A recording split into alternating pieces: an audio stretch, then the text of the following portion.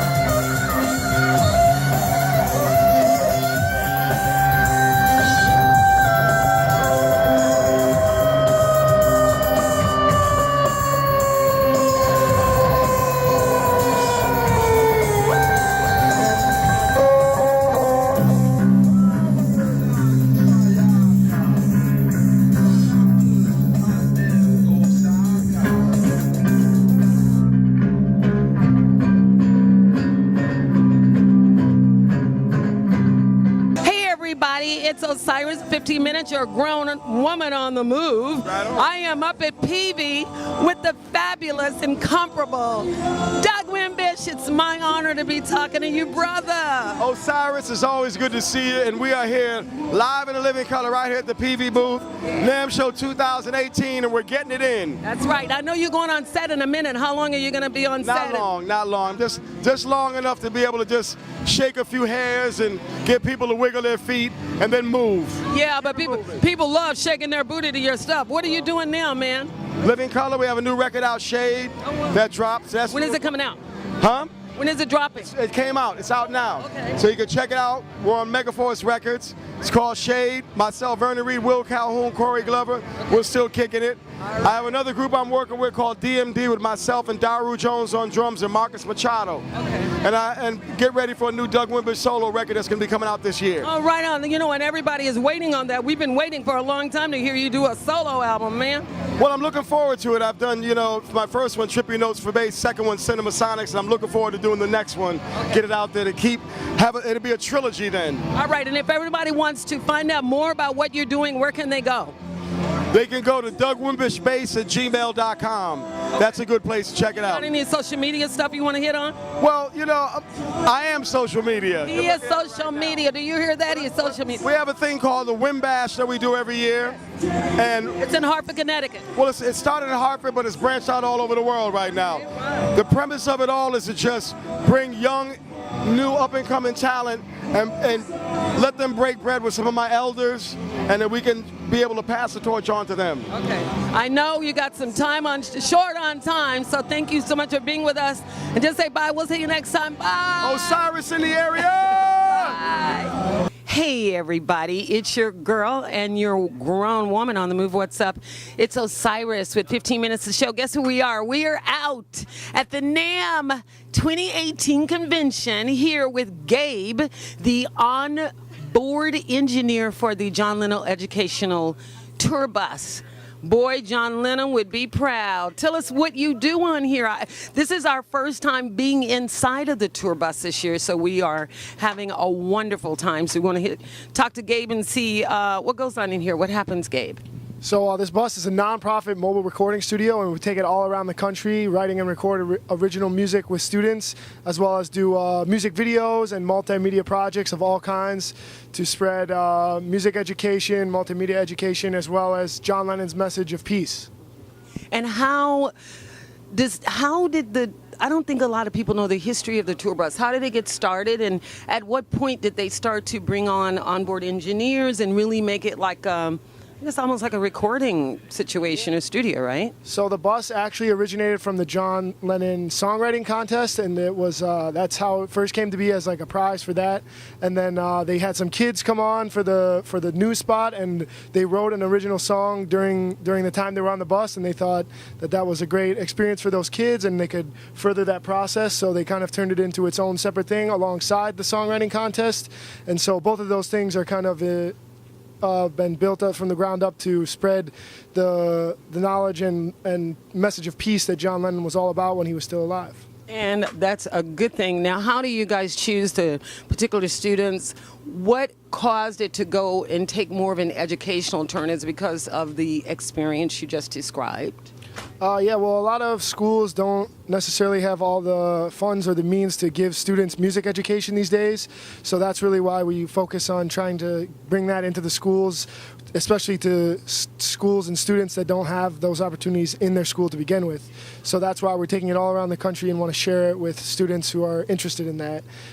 Music, video, photography, and all sorts of other multimedia stuff. And look at that, John Lennon, you'd be proud. This guy's a good-looking guy up here representing you guys.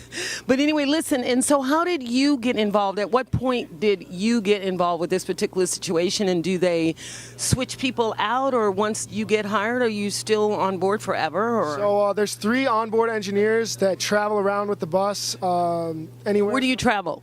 This bus goes all around the United States, and then there's also a bus in Europe that does the same thing all around Europe. And there's 3 of us that live on the bus, and we travel everywhere, do all the production, and help the students to create their projects. And then for bigger events like this, we bring in some extra people since there's so much going on. But those three guys are the ones who are on it all year long. So when it's like a steady gig for you guys then. You're like pinned down all year long, right? Yep, yeah, this is our home when we're on the road. So we got our bunks in the back. We can close the door, and that's our bedroom. Right here's our living room. Oh, wow. I mean, this is really cool. It's almost like one of those big tour buses that they used to use back in the day for music tours. Yeah. This one. Same concept. Totally customized, so instead of just living quarters, there's all the studio gear in here so that it's available for students to experiment with and create and just have a good time. Wow. And so are the students at particular grades? Do they have to be at a particular level? Do they have to be studying music? What are some of the requirements for them to be able to be involved in the John Lennon program, educational program? We work with students of all ages, anywhere from elementary school to college students, but typically we go to a lot of high schools since those are kind of like the kids that are in the thick of their music education and they're really interested in creating. So we enjoy working with young kids, we enjoy working with college kids, but high school is usually a majority of our stops. Okay. And so why don't you give a shout out to the John Lennon Educational Tour bus? Tell us where we can find you. Tell us if you have any social media in place and things like that, so that our audience out there can keep up with what these fabulous people are doing and keep up with Cutie Pie Gabe. Yeah, if you want to learn more, check out our website, lennonbus.org, or find us on any social media at LennonBus. That's John Lennon Educational Tour Bus. Imagine peace. Imagine. Bye. Hey everybody, it's your grown woman on the move again. And guess where we are? We are still making our way around the John Lennon Educational Tour bus. And guess who I ran into? This little cute little girl here. Isn't she adorable? Don't you love the curls? Her name is Jaime, and not only is she cute, she is very smart. And guess what she does? She is the executive VP for the John Lennon Educational Tour bus. What is it like being the executive VP for something like this that travels around the country yearly, right? Yes, well, I've been with the company for 11 years now. So I started as the tour manager, tour coordinator, and kind of worked my way up. And now we have a whole gaggle of boys living on this bus and touring around. And do you tour with the boys, or you tour separately? I come out for the bigger events now. I work out of the New York office. Oh, well, you know, when you get to be the executive stage, you get to come, you have to. We don't have to sleep in Yes, right.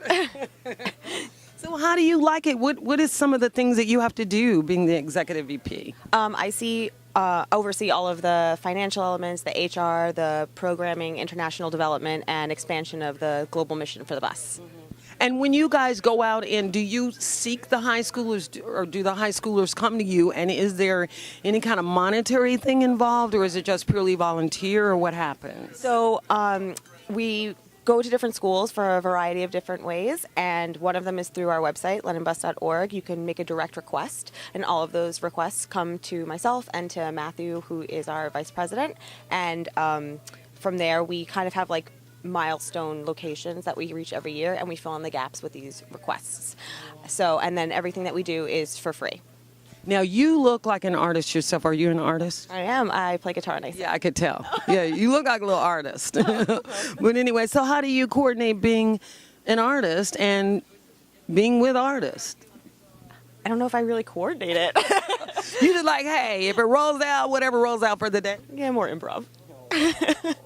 And her name again is Jaime Walden. So you guys keep an eye out for her. I love to see some more stuff on John Lennon Educational Tour bus. It is something that I only get to hear about during NAMM. But I would love that, and I think other people would love, if some kind of way you guys could get yourselves on one of those late night TV shows and talk about thinking like that, because You just took that up for us. Okay, because I don't know who's out there. Jimmy Kimmel, all of you guys, late night TV, if you're listening, this girl, not only is she cute, she's brainy, and she runs the John Lennon Educational Tour bus with a bunch of boys, and she does a great job at doing it. Okay, and don't forget, she's been with them for 11 years, and I don't think she's trying to go anywhere else. Looks like she fits right in and right in. Lifer. Yeah. Well, when you got a good situation and got great people and stuff and you work with, that's how you become a lifer. It's a family. Okay. Want to give a shout out to any social media? Anybody out there? You want people to know where we can find more about you and what you're doing, or the John Lennon Educational Tour bus? We can't say it enough. Let it rip. Sure. So the John Lennon Educational Tour bus, our website is londonbus.org, and on Facebook, Twitter, Instagram, we're at LennonBus. Okay. Thank you. We'll see you in a minute.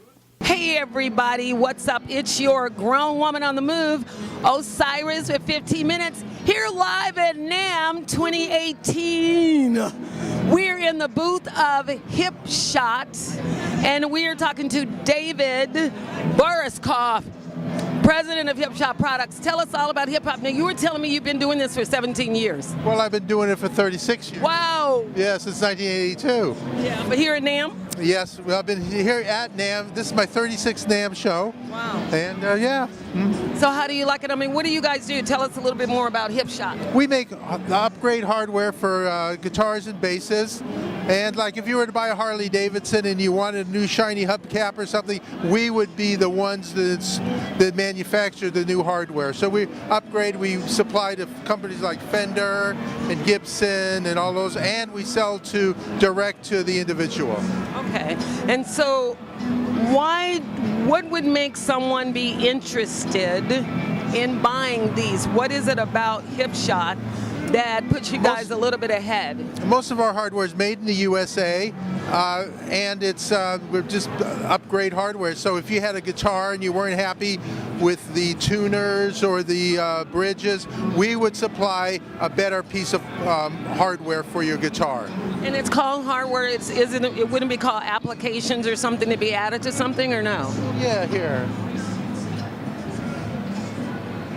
We would supply the new tuners. Oh, the hardware. And the bridges. Okay. Knobs, anything metal on an electric guitar, we would supply. I have several patents that upgrade your instrument and allow it to do new and different things than what it was designed to do. Well, how can we find out more about Hipshot? Where can we go to find you? What can we look for? Do you have a store? Do you have anywhere we can buy? Online, www.hipshotproducts, all one word, .com. Or if you Google Hipshot, Hipshot, you'd find us. Okay. And what about, before we leave you, are you guys have a Facebook page or anything? I'm sorry? You have a Facebook page? Yes, we do. Okay, and it is Hipshot? Yeah, same. If you go to Hipshot Products, you'll find us. Okay. And then before we leave you, how long does it take for you guys to put all of this together for someone when they place an order? Well, usually we can ship right away. It depends on the product, but a lot of times we're custom made. If you wanted something out of the ordinary, it might take a couple of weeks. But if you order the usual product, normally we can ship right out. Okay. Thank you for talking to us. Thank you very This has much. been David with Hipshot. Say bye. Bye. Bye-bye. Thank you. Bye-bye.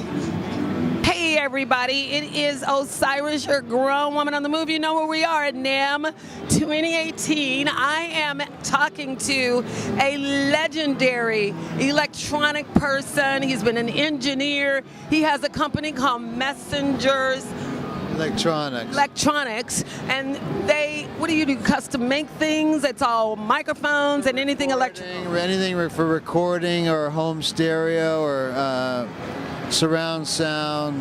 Anything where people want the best quality sound they've ever heard. The best. What makes you different than all the electronic companies? I build stuff without any reference to cost. So I build things on a cost no object basis. And what does that mean? It means that I go to any expense to get the best sound. I don't sacrifice anything. So kind of like a classic car where if you want something top of the line, we go and talk to Bruce Willock, right? There you go. Okay. And what else do you guys do? Is there something else you do? Are you doing, do you work with engineers and those type of people, or what? Well, mainly musicians and producers and home audio people, audiophiles. So where can we find out more about you and Messenger Electronics? Well, very shortly we're going to be opening up a museum in Hollywood called the Hollywood Music History Museum. Oh, you know what? That's a hell of an idea. So when is this happening? Can we announce it? It's about ready to happen. I'm just getting a building right now, and I know I get a lot of support from Quincy Jones and Stevie Wonder. And well, there you go. He's got support from some of the big guys that you guys would know out there, Stevie and Quincy. And so we look forward to seeing this Hollywood Museum. It's a Hollywood Museum dedicated to the musician's history of music, or musicians. And the instruments. Wow, and musicians that played the instruments. And there's never been anything done like that before. So we are certainly looking forward to that. And that's going to be called, is that going to be under? Hollywood Music History Museum. Hollywood Music History Museum. I'm sure they'll be launching a Facebook, a Twitter, and an Instagram, so stay tuned.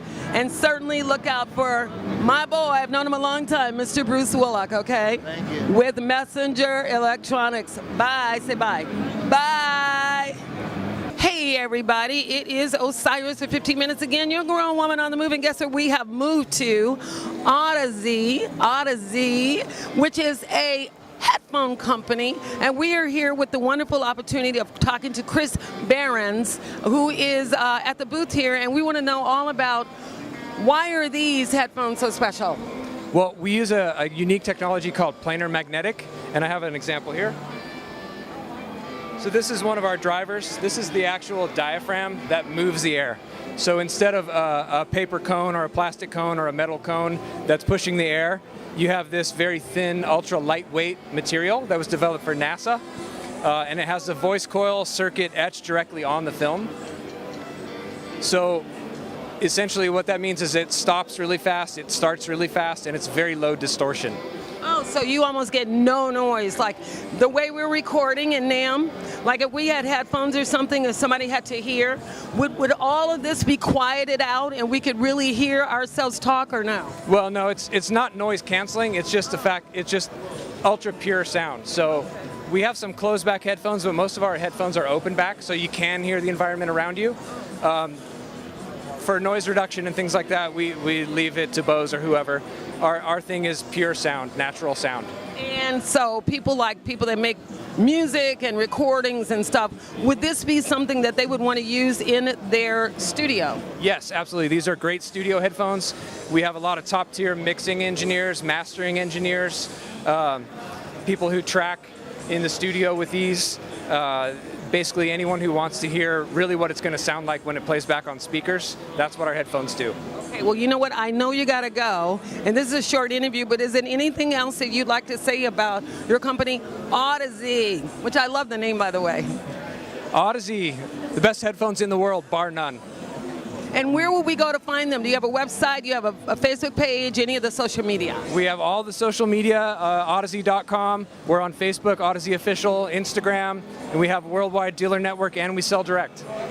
And Odyssey for y'all is Audeze, Odyssey, okay? Like audio, but Odyssey. Okay, it's been nice talking to Chris. Say bye. Bye. Hey everybody, it's Osiris with 15 Minutes. What's up? I'm your grown woman on the move, and we are moving around here at NAMM.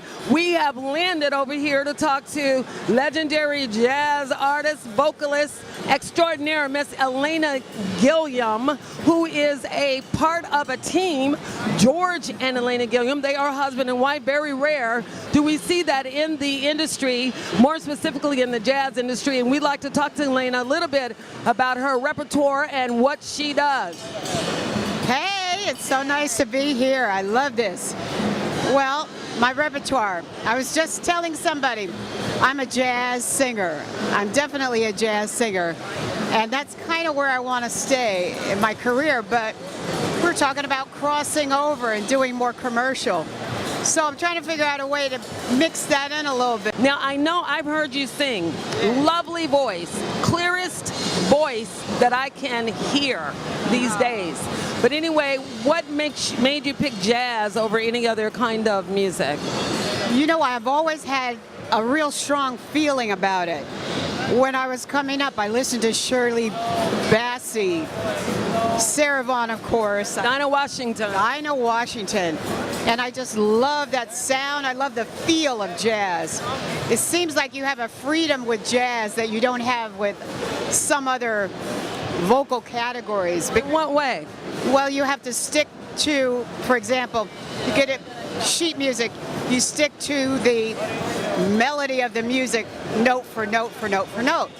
Well, out of respect to the writers, you want to do that maybe the first time through. But what jazz singers do is we stretch it after that. Then we go up and down and change the melody, but not change the melody, just it blends a little better and makes it what I would call jazz. It's jazzy to have a song that you make into your own song. It's got a different kind of a sound to it. Now, speaking of up and down and sticking to, in respect for the writers, I heard this woman scatting last night. Do you know how long and how hard and how difficult it is to find a living person that I know of that can scat? Really? I mean, yeah. I mean, not a lot of people do scatting anymore, and it was so refreshing to hear it because it kind of reminded me of a broken version of hip-hop. Let's talk about your scat. Where do you think they got it from? So, you know, you start scatting. I was really afraid to scat years ago. It took me a long time before I just broke out and said, all right, what have I got to lose? So I just started doing the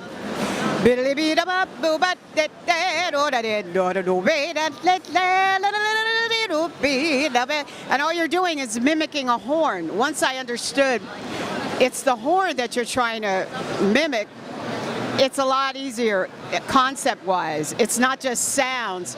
You're trying to mimic The sound of an instrument. a line. Yeah, so you become that instrument.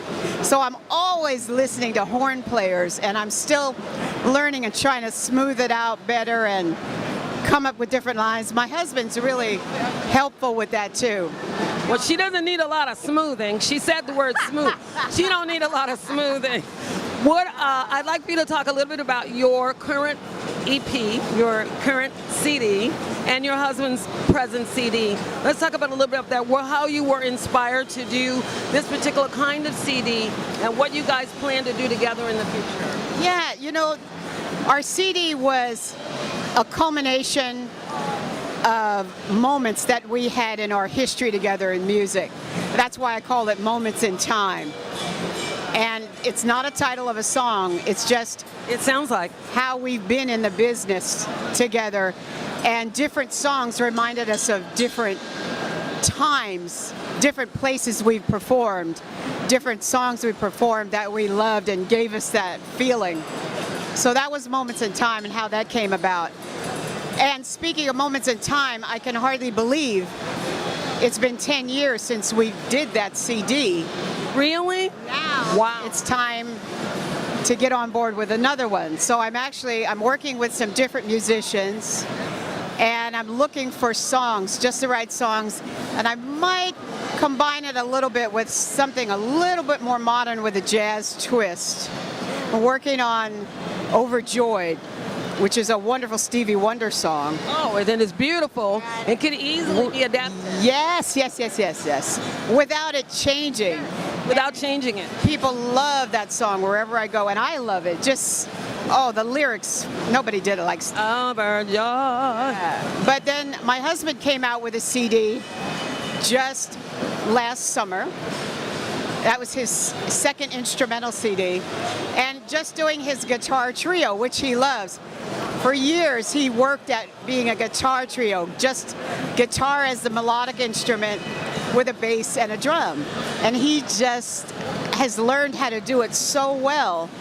He fills the atmosphere. So, Could have fooled me. right, you didn't really notice. Never knew it. Well, that takes a lot of work and a lot of time to develop how to do that for a guitarist. But I could feel it. I felt everything I needed to feel, and it was wonderful. So his second CD is about his, and he has one that he actually stretched out on. He's written a lot of tunes, but one that he actually put on this CD called Highway 61, reminding him of Mississippi, where he was born, and how he came up through Gary, Indiana, and Chicago, then to New Orleans, then out here. You know, it's Then out here, and I read a little bit about his bio. I know he started off with Hassan Khan and a little-known vocalist at the time called Miss Shaka Khan. And I know you know that name if you don't know anybody else. And then he went on to perform with the Jimmy Davis Band or something like that. And then he went on to perform and finally worked his way into his own group. What I find interesting and what I think our audience needs to know as well is not only are these people musicians just above incomparable, Mr. Gilliam happens to be a music therapist, which is a really interesting way to move and use sound to help a lot of musicians that have certain disabilities and work with the community of that. just the community in general. I'm so proud of what he's done over the past 21 years of the program. And then he took, I think it's called Hope. No, creative identity. Creative identity, but he started at something with Hope and became the director over there. Correct.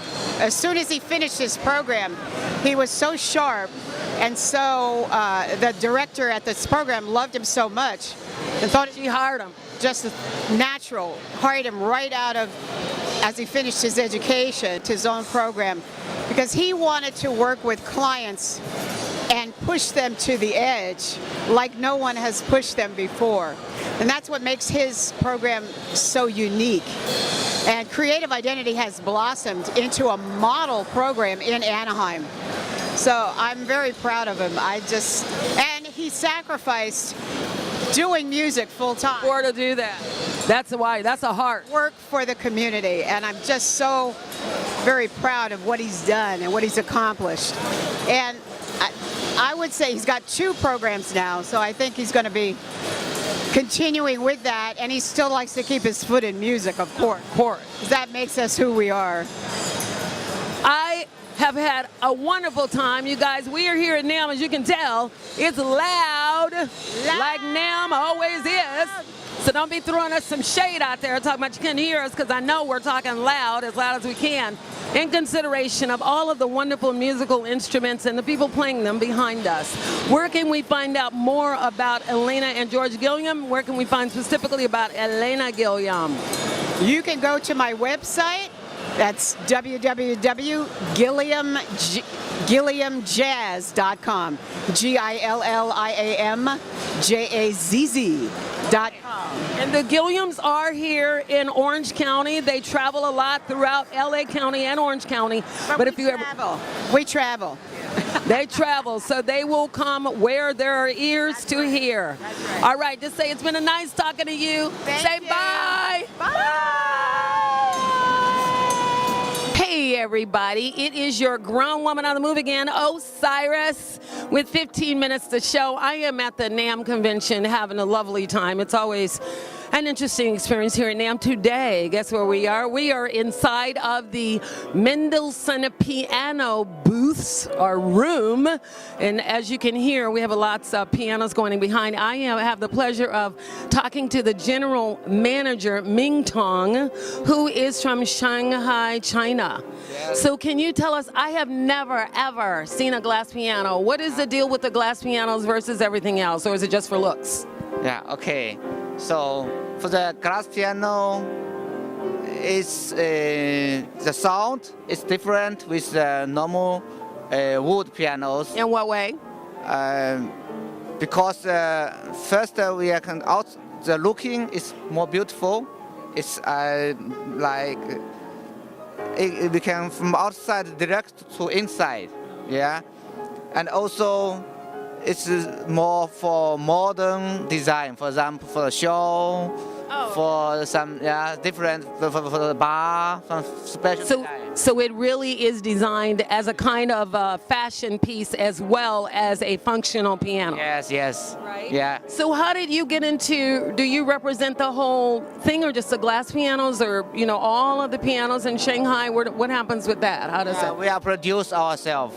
Yeah. You produce all of the pianos in here? Yes. Oh, wow. And how? Wow, that's involved. So what does it take to? Don't you have to ship them and all of that? What goes on with that? Sorry, again? I say, do you have to ship them, or how do they get from China to here, or do they have to go from China to here? You just come here? By shipment. And how? It must be really expensive. What is the involvement of shipping them here? Like we are by container. It's very easier to package. You mean the package? Yes. Because very heavy. So for example, this one is very heavy. It's about 800 kilo. But it's easier to make a special box than transport by container. And how far ahead are the pianos shipped before you guys get here? How you mean producing? Yeah, how far do you have to produce? How far ahead do you have to? For producing about for 4 months, 5 months to producing one pianos. Yeah. And then you were talking about the difference in the sound of that piano versus a wood piano. Can you talk a little bit more about that? So for this kind of small playing like jazz piano, jazz music. Oh. For the wood seems more like classic music. It's different sound. It's more bright. And also for this kind of acrylic piano, we need polishing by hand working. It's you see this so shiny, so clean, all by hand working to make it very, very clear. Just- Is there any kind of special material or a special kind of wax that it takes beyond the wood? What is that? It's acrylic. Acrylic. Oh, so it's an acrylic. It's not really glass. Yeah. I was like, Acrylic. hey, if you guys are doing glass, you're gonna. It looks like glass, really glass. It's really beautiful. Yeah. And what determines how many of them? Do you guys have a certain amount that you're allowed to package or promote, or no? Are there certain, like, are there many of these, or are there only allowed a few of these particular ones in the showroom?